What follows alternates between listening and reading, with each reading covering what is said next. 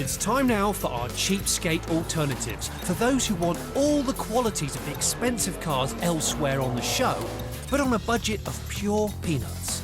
Slinky styling, front engine power and a spine-tingling chassis. These are the best beer money substitutes to the Vanquish that Jason grappled with earlier. Only, instead of costing 190 grand, these bad boys can be had from just 1,000. I'll begin with the most affordable, the Ford Puma. These little pussycats started at around £12,000 when they were new. Now you can pick one up for just 1,000.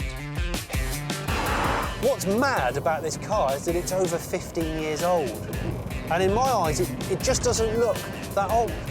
Perhaps it's because it was designed by the same man that designed the Aston Martin DB9 and Vanquish and DB7 and the current crop of beautiful Jaguars.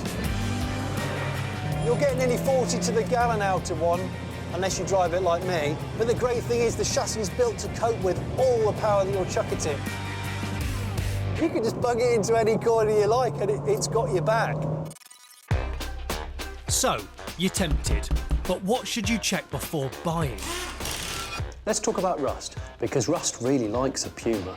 The reason being, these inner arch liners here are made of fabric, and they draw in and they hold the moisture, and that rots out the edges here. To replace the arch panels and have them painted can cost you 300 quid a corner. Also, check the heater works, as it's a common, although not too pricey, fault.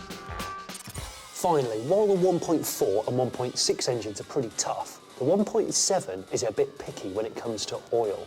First things first, make sure it's got oil in it. Second thing, make sure it's been changed regularly. Every 5,000 miles is perfect. And make sure it's had the right oil put in it, the 5 to 30 weight semi-synthetic.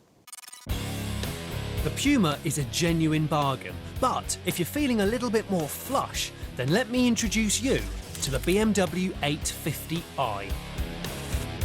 The reason why I'm showing you the 850 is because it shares the same number of cylinders as the Aston Vanquish.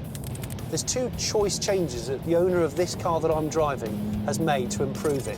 One of them is the throttle response. It was known to be sluggish with the V12, so for 300 quid you can buy a different ECU chip and it just revolutionises the throttle response. It's now really, really tight. The other thing is the noise. You can tell this has definitely got a different exhaust fitting, because the standard exhaust was just a bit too quiet. 60. The 850 is a chest wig on wheels, but what should you check before buying? One area to check thoroughly is the suspension, because there's an awful lot of ball joints and bushes on this complex setup. And because the car's quite heavy, and also they're getting on a bit in terms of age, they tend to wear these bits out. Get it on a ramp, ideally, and have a visual check, or take it out on the road, get it up to motorway speeds and check to see if the car's meandering or shuddering around. If you need to replace all 4 suspension joints, it can cost you 1,500 quid. Next, start the engine. The V12's known for being a dependable tank of a motor, but listen to it when it's running for any loud cam noises, because the oil rail that lubricates the camshaft underneath there is known to have bolts that work loose, and if they do so, it starves the cam of oil. And if that happens, you'll expect a 2 grand bill. The 850 is a striking motor, but I have one more trick up my sleeve. Something so modern that it's still for sale brand new today. The Jaguar XK.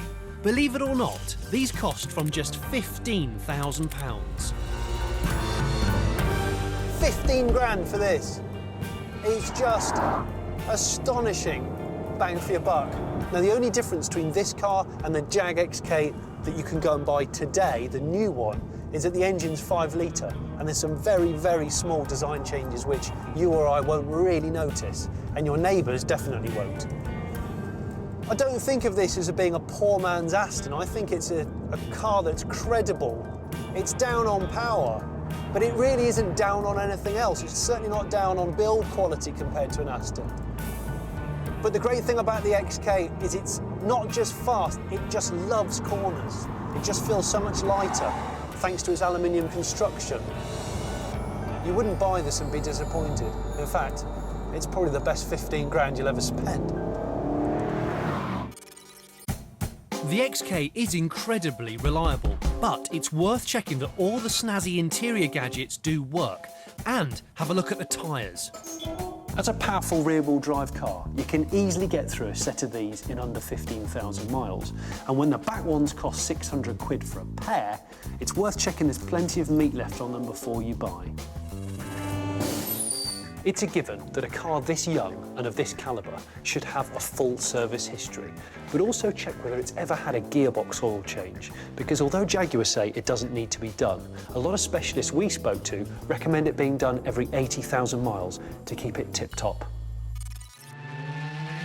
These three offer some of the Aston Martin experience for a fraction of the price. If you can't afford a Vanquish, these are the best cheapskate alternatives.